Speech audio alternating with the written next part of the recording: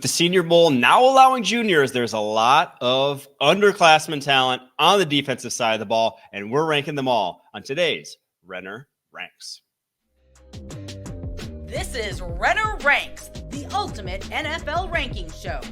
Part of the Locked On Podcast Network, your team every day.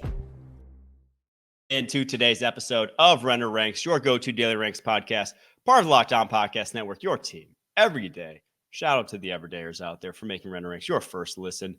And don't forget, subscribe, follow for free on YouTube or wherever you get your podcast. I, of course, am Mike Renner, NFL draft analyst over at The Messenger. And today's podcast is brought to you by FanDuel. Make every moment more. Right now, new customers get $150 in bonus bets guaranteed when you place a $5 bet. Visit FanDuel.com/lockedon to get started.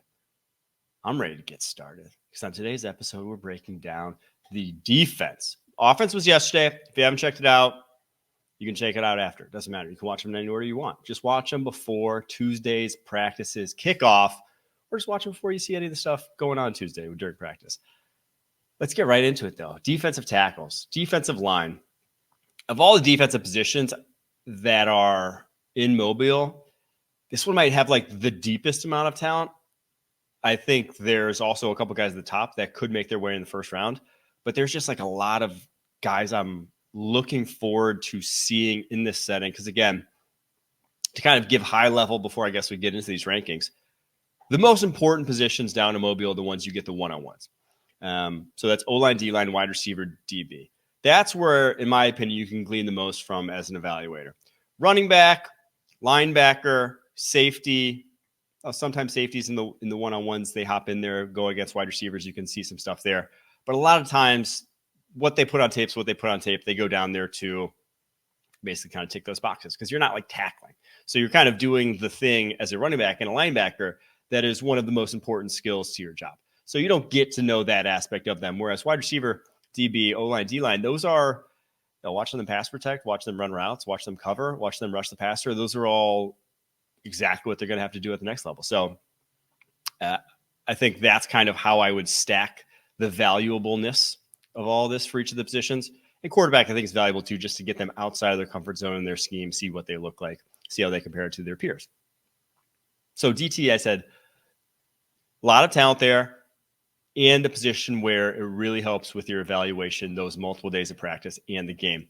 And the number one DT, and I'll be surprised if he even plays, honestly, is Texas's Byron Murphy, an underclassman, DT1, a guy who I thought was super underrated towards the end of the season. Seems like people have caught up. He's now a top 20 player in most mock drafts. He's 6'1", 208. He's not 208, 308. And man, it reminds me so much of Grady Jarrett. Right? Just like all those short DTs that have elite first steps, the Geno Atkinses of the world, the, maybe like Mike Daniels is of the world when he was at his peak, but like the guys who you're not getting under as an offensive lineman, they are shorter than you. They have better leverage than you. They have a lower center of gravity. It's going to be hard to stop their bull rush.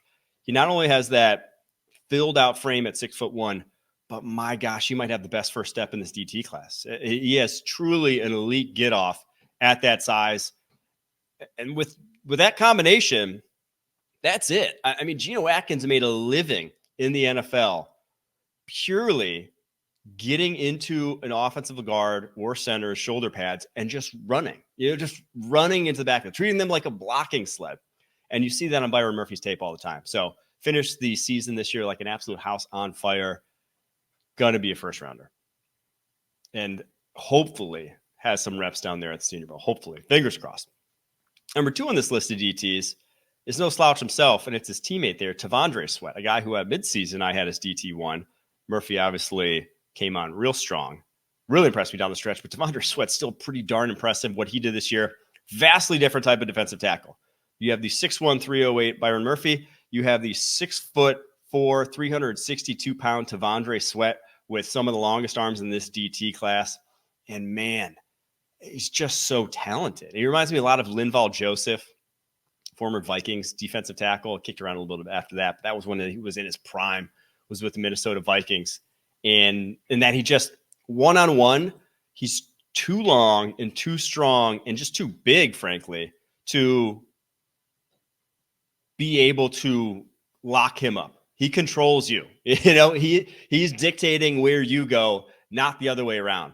And it just dominated this year. And now he's got a little wiggle for a guy that size. He's not going to be Dexter Lawrence anytime soon. He's not that kind of athlete, but he can affect the passer because he uses those hands so well and has some moves at his disposal. So a true, I struggle to call any nose tackle a 3-down nose tackle just because of purely the strain on someone's body to play 700, 800 snaps at that size. You're just not going to.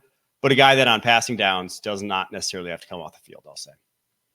All right, Michael Hall Jr., the Ohio State tackle, comes in at number 3. I'm looking forward to seeing him because at 6'2", 280, he was a guy I pegged as likely to come back to school. Because reminiscent of like Cherzon Newton, the Illinois defensive tackle who's not down in the Senior Bowl, but maybe probably going to be a first-round pick himself, who was in that range last year in terms of size. I think he was listed at 6'2", 285 last year. And that's just lower than the threshold of a lot of teams want to go at DT because you can't, defensively, you're lined up, say left defensive tackle at 3 technique. Offense shifts, strong side of the formation, forcing you as a defensive lineman, say, to have to shift down to nose tackle. That's the liability, a guy at that size. He's not versatile. He just has to play 3 tech. He cannot hold up to double teams. At Ohio State, he wasn't playing a full complement of snaps, despite, in my opinion, being their most talented defensive tackle this past year because of that. Only 714 snaps in his career, 413 this past season. So the talent is awesome. Talent is truly his foot quickness, coordination in his feet, agility is there to be a high-end pass rusher. I think he's a better prospect than, I'm blanking on his name, the Ohio State defensive tackle that came out a few years back, who then just signed a big deal with the Seahawks this past offseason. Draymond Jones. Jesus, I had to look that up. I'm an idiot. That was embarrassing. But I think he's more physically gifted than him. Draymond was more physically developed when he came out. So I think the one-on-ones he should dominate. It's more just what does he look like in the team drills, trying to play the run, quite frankly. So I like those 3 DCs at the top. Like I said, Murphy, Sweat, could be first rounders. Hall, probably mid-day 2 guy at this point. The wild card in this DT class, a guy that I don't think he's got a ton of hype, but I think he's a top 100 player, and it's Dwayne Carter, the Duke defensive tackle, 6'3", 305, very versatile. All the things that I said about Michael Hall do not apply to this guy. He can line up anywhere, did for Duke, lined up even outside, lined up on the edge, standing up. You can play a little out of control, but he can disrupt. The guy can get upfield. He uses his hands well. And I think he's gotten underrated, or just, maybe a lot of people haven't gotten to the Duke tape yet, which I don't blame them. All right, edge class. Top 3 here. Number 1's easy. It's Untitled Latu, a guy who I'd be floored if he actually plays, but I don't know. Actually, I'm not sure I'd be floored if he plays. I think he has, I don't want to say a lot to gain, but he will go down there and absolutely dominate. So Untitled Latu, to give some background, I've done it before in this pod, but just to rehash, 5th-year guy, started his career at Washington in 2019, 6'5", 265.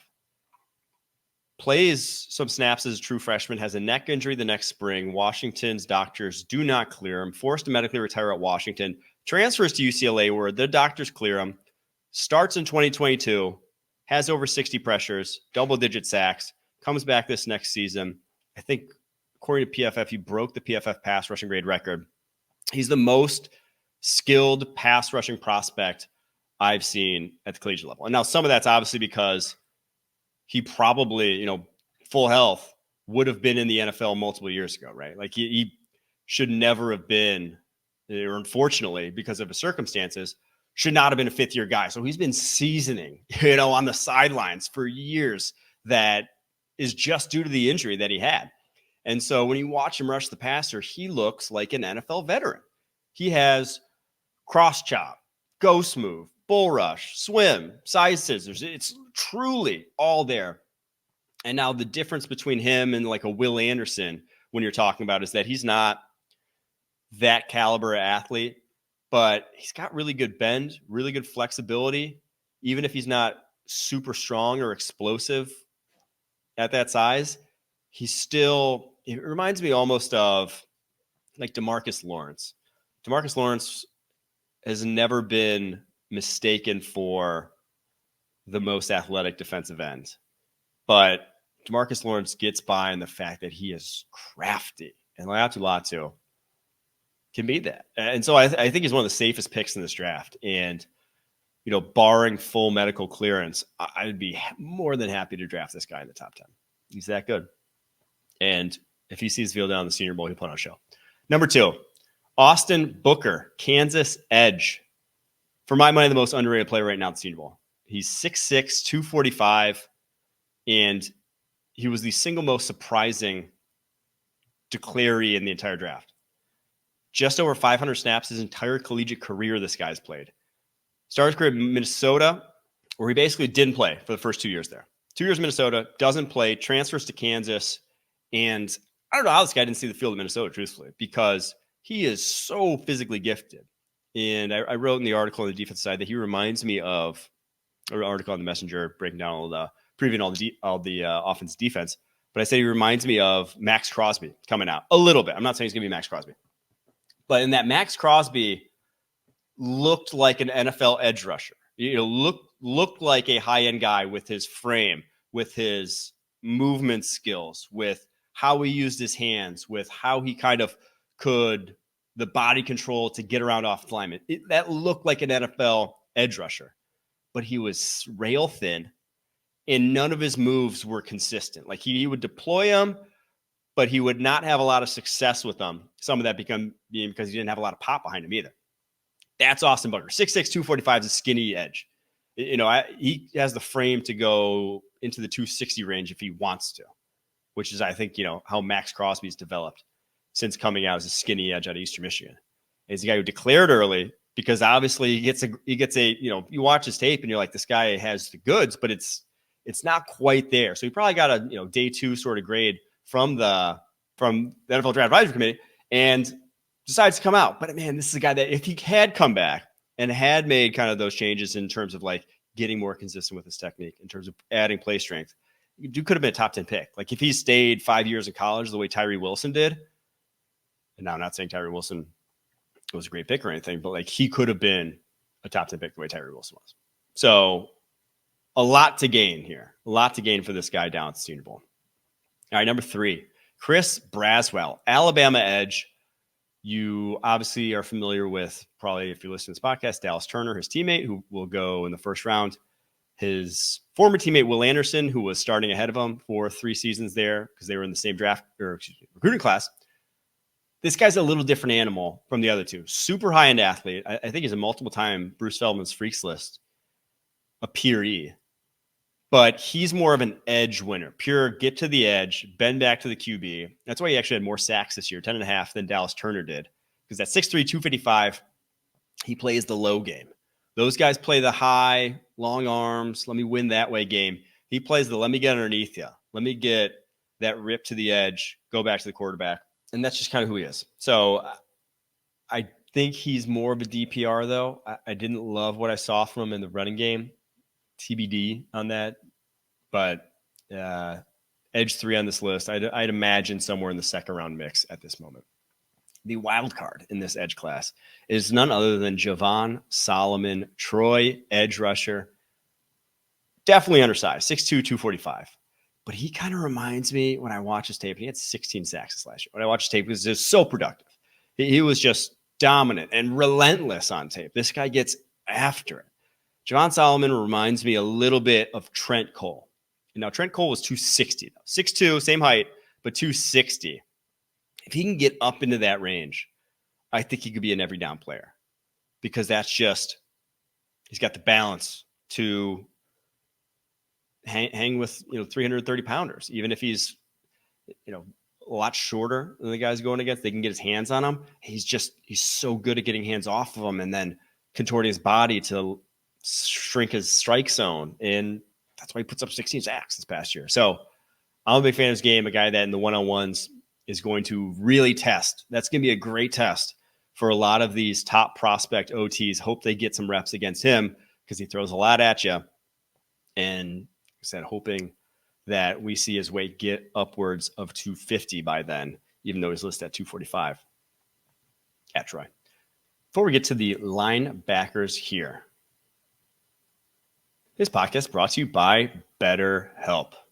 Sometimes we all need the opportunity to get something off our chest, big or small. Certain things can really start to get to you. It's important to let that out, especially to someone who's unbiased on your life. So today, I want to say how I really feel about something. You might even be thinking about the same thing. The Packers lost last weekend, and it's really been upsetting to me. I take it really hard. Not as hard as I did back in high school, though. I actually feel like I was depressed my senior year of high school after the Packers lost the NFC Championship game to the New York Giants. Didn't go to therapy, but you can. The therapy can be different for everyone. Most of us have bigger problems than our favorite sports team. Oh, man, I kind of just butchered that. And it's important to get things off your chest every once in a while. If you're thinking of starting therapy, give BetterHelp a try. It's entirely online, designed to be flexible and suited to your schedule. Visit BetterHelp.com/lockedon to get 10% off your first month. That's BetterHelp, HELP.com/lockedon. Today's podcast is also brought to you by FanDuel. The NFL season is wrapping up, but there's still time to get on the action with FanDuel, America's #1 sportsbook. Right now, new customers get $150 in bonus bets, guaranteed when you place a $5 bet. That's $150 in bonus bets, win or lose. App is so easy to use. There's so many different ways to bet, like same game parlays, find bets in the new Explore tab, make a parlay in the Parlay Hub, and more. So visit FanDuel.com/lockedon and make your first bet a layup. FanDuel, official partner of the NFL. Back to the action. Linebacker class. Peyton Wilson checks in number 1, NC State linebacker, 6'4", 239. I've discussed him a good deal on this show and his talents. The most versatile linebacker in this draft class. I've seen him on tape. He really did it all. Played slot, played between the tackles, took on blocks, blitzed, dropped deep in coverage, came up and made tackles in coverage. I believe he led all Power 5 linebackers in stops this year, according to PFF. But the caveat, 2 ACL tears, 2 dislocated shoulders. This season needed to stay healthy, did. Massive year. I'd be surprised if he sneaks out of the top 75 still. Because truthfully, he's a top 30 player on my board. I think he is one of the better linebacker prospects in the past handful of seasons. He's just good, man. It's just guy is an all-around talent. Probably his biggest weakness, if I had to point to one, because I've pretty much only just gassed this dude up at this point, is tackles high. He will tackle high, and you'll give up ground as a tackler at times because of that.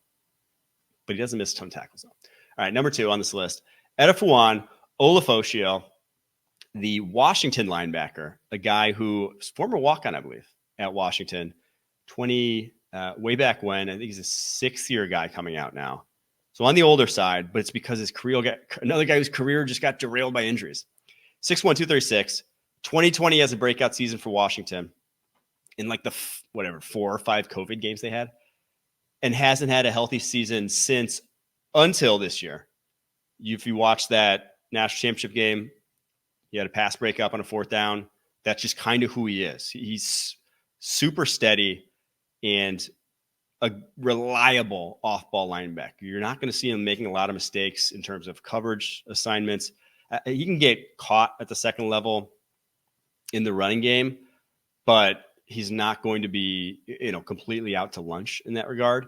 He's just steady, good tackler, not super high-end traits, but he reminds me a lot of TJ Edwards, the Wisconsin linebacker who had great seasons with the Eagles, Bears now, and did not run fast. Now, I think Olafosio is a better athlete than him by a bit of a margin, but they just remind me similar players and also like very similar size as well. All right, number 3, Miris Leofau, Notre Dame linebacker. I had to do it. I had to get one in. We got him in, 6'2", 239. But truthfully, I think I'm lower on him than a lot of people. He's a top 100 player on Trevor Sikkema, PFF draft analyst, fantastic draft analyst, his board. And I might have to talk to Trevor down there at Senior Bowl and see what he's seeing that I am not. Because I have him just outside the top 100 because I don't want to say I see him as a one-trick pony, but he's kind of just a tone setter. He's a little out of control, shall we say, coming into tackles. He doesn't break down. He doesn't believe in breaking down. I don't blame him. When you're that physical and you can hit the way he does, I would want to hit every freaking thing in front of me. And that's how he plays. So a guy, I think he's a little bit better version of like a Henry To'o in that he's got a little bit more behind him. To'o was not necessarily, he wanted to hit, but he just didn't have quite the goods to do it. Didn't quite have the physical prowess to do that to NFL players, I would say. I think Leofau kind of does. He's still going to be a toe at the next level. Still going to be a guy who can come into the hole and take on a guard and really just stop him in his tracks if he wants to. So interested to see how he fares in coverage, though, because Notre Dame, how they kind of ran that defense, a lot of times he'd just be like a hole player or a spy and didn't really have necessarily the most dynamic of coverage responsibilities. The wild card in the linebacker class is not even a linebacker. It is James Williams, the former Miami safety, 3-year starter at safety. He's the early declaree. A guy who I'm surprised came out because he's not a top 100 player on my board. I haven't seen a board with him as a top 100 player because his tape was kind of like in space as a safety. You just have a lot of worries, right? At that height, he cannot change directions that well. You just see him kind of sticking, not as loose, flipping his hips and running with guys. And so if you're putting him in like a quarter safety and you get a wide receiver kind of bearing down on him, running a post, could be toast. And so that's why he's listed linebacker here. But I think it's a position that it's not only like better suited for him in that, it's going to take away the sort of athletic limitations and like the range that he has to cover, but also he just like plays more like a linebacker. He hits, he wants to, like, he will take on blocks. He wants to lower the boom. He's a see ball attack sort of guy. A lot of things we were just talking about with Meredith Leofau, the Notre Dame linebacker. So James Williams, what's he going to look like? I thought there was a chance he would come back to Miami to play linebacker, but obviously declares early, and we'll see how that goes. All right, before we get to the cornerback class here, today's podcast is brought to you by Prize Picks, the largest DFS platform in North America. Prize Picks is the easiest and most exciting way to play DFS. It's just you against the numbers. Instead of battling thousands of other players, including pros and sharks, you pick more than or less than on 2 to 6 player stat projections and watch the winnings roll in. Prize Picks is really simple to play. To make my pick and submit my entry in less than 60 seconds. Quick withdrawals, easy gameplay, and an enormous selection of player and stat types are what make Prize Picks the #1 daily fantasy sports app. Go to prizepicks.com/LockedOnNFL and use code LockedOnNFL for a first deposit match of up to $100. That's prizepicks.com/LockedOnNFL, code LockedOnNFL for a first deposit match of up to $100. Secondary, last two positions here. #1, corner, we'll start at Quinyon Mitchell, Toledo corner, 6 foot, 196. He's the strongest sub 200-pound corner I've scouted. The guy is rocked to the gills, and wide receivers on tape like bounced off of him. He's a tough dude to fight through at the catch point. That's why he led the FBS and pass pickups past 2 seasons. High-level speed guy. And he has a lot to prove here at Senior Bowl in terms of he didn't play press coverage. A guy with a press man sort of skill set, with his athletic tools, with that play strength, that's a guy you want get his hands on wide receivers almost exclusively off coverage there at Toledo, though. So not been tested in that regard, and obviously not been tested as much in terms of the level of competition perspective. So Quinyon Mitchell, a player I will be hawking all week long. #2 on this list, Enos Rackstraw. 1, sick name. 2, sick game. 6 foot, 188. Hate myself. He actually won't be playing at the Senior Bowl because of core muscle surgery, which fair enough. I've had a core muscle surgery. I've had a hernia. They suck. And as long as it's not a guy saying he pulled his hammy the day before the Senior Bowl, we're fine, right? That's an acceptable answer for this, for why you're not playing the Senior Bowl. But he has some of the best hips this entire draft class. Hopefully that core muscle surgery doesn't impact that, but he's so fluid, changing directions. That 6 foot's got a pretty long wingspan, long arms for a guy that size. I've seen him in some first round mocks. I have him right around 50 on my draft board. I wish we would have saw him at Senior Bowl because I do have some questions. He only had 1 pick in 4 seasons as a starter. Attacking the football in the air, probably one of my a little bit of a worry that I hope we could have seen more at the Senior Bowl, but alas, will not be the case. Still a good player.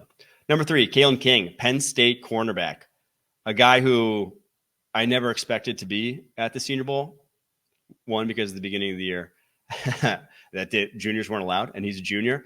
And 2, because this guy had top 15 tape back as a sophomore. I remember watching him and Joey Porter, watching Joey Porter Jr., him catching my eye, me watching like a couple games of him and just being like, okay, King is the better prospect. It wasn't really a debate in my head. It wasn't like, oh, they're both good. And obviously Joey Porter Jr. has been awesome in the NFL, right? 32nd overall pick last year out of Penn State. And I thought Kalen King's tape was that good. So this past fall, though, I don't know what happened. He was too aggressive, was just not patient whatsoever. Obviously, those are synonymous. But he just, he wants to play a physical game, but just at that size, I think is the biggest worry is that 5'11", 191 is a little short for a corner to consistently impose their will. So you watch the Ohio State game, and he was just getting cooked left and right by Marvin Harrison. Couldn't get hands on him at the line, and then obviously couldn't stick with him at the route break. He went for over 150 on him alone. So tough tape, a chance to redeem himself down in Mobile. That talent, though, that I saw, it's hard for me to think that went away. Hard for me to think that just completely went away. Wild card in this corner class, it is Chris Abens-Drain, Missouri corner, 5'11", another Missouri corner. 3-year starter, this guy, 5'11", 178 in 3 seasons, 30 pass breakups, 7 interceptions. So competitive for an undersized corner. Why he's not, getting a lot of draft hype is because of that size, because of the wingspan. But he competes so well at the catch point. He's a tremendous tackler. And he's a guy who flipped from wide receiver. So the reason why he's only a 3-year starter is because he's freshman year, he was a wide receiver at Missouri. So there's a lot to like about this guy. And now he played on the outside too. So while you might think 5'11", 178 is a slot, and I do think that probably is his home at the NFL level, he was an outside corner when he was putting up all those stats. So just something to keep in mind, and a guy definitely to watch next week. All right, safety class. And then we wrap up our Senior Bowl preview. Number 1, Kam Kinchens, Miami safety, 6', 205. A guy I had as a top 10 player going into this year. His tape a year ago, where he had 6 picks, literally every single one from a single high alignment, every single one him reading where the quarterback was going to go, literally breaking before the quarterback even threw. Truly, a season's worth of tape at single high in terms of playmaking ability that I just had not seen. I haven't seen in recent memory. Now, I didn't scout guys like Earl Thomas coming out. They were literally older than me. So I was still in college at that point. So I didn't watch the truly elite single high guys of the past 20 years coming out of college, but this was some of the best tape I'd seen since I started doing this 6, 7 or 8 years ago. But then this past fall, the plays on the football like that were still there, 5 picks still, but he was just jumpy. He was taking the bait. Anything he saw, he was trying to get over the top of and create a pick, create a play on. So, reminiscent of a guy like Andre Sisco, who's turned into a darn good player coming out of Syracuse and now with the Jaguars.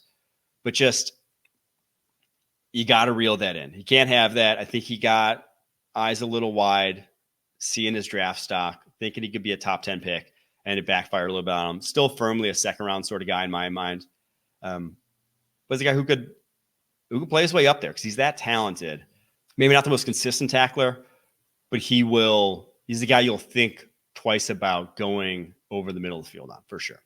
All right, number 2, Javon Bullard, Georgia safety, 5'11", 195, underclassman as well. A guy who needs no reeling in. He's just a football player. He doesn't have the playmaking, whatever that Kinchens does that I'm hyping up, but he will not miss a lot of plays, is a sure tackler, a guy who played slot as a sophomore in 2022. deep safety this past year. And I don't know how great his measurables are going to be. And he's obviously on the smaller side for a safety, but he's football fast. He's football field fast, football field quick, because there's no hesitation to his game. And that's an absolute great thing to have in a safety when, they have a high football IQ too. No hesitation to a safety's game who has no clue he's looking at. That'll backfire. All right, number 3, Utah safety, Sione Vaki. So another good Utah safety, and Cole Bishop down there as well in Mobile, who's an underclassman. But Sione Vaki, I go to here, a unique second-year player coming out. So not only but a guy who is Senior Bowl eligible because he spent multiple years doing a Mormon mission before going to Utah. And the past 2 seasons, man, he's 6 foot 208, high-level athlete in terms of speed and explosiveness. The guy is wound up. He can shoot out of a cannon. But he's a guy you want around the football.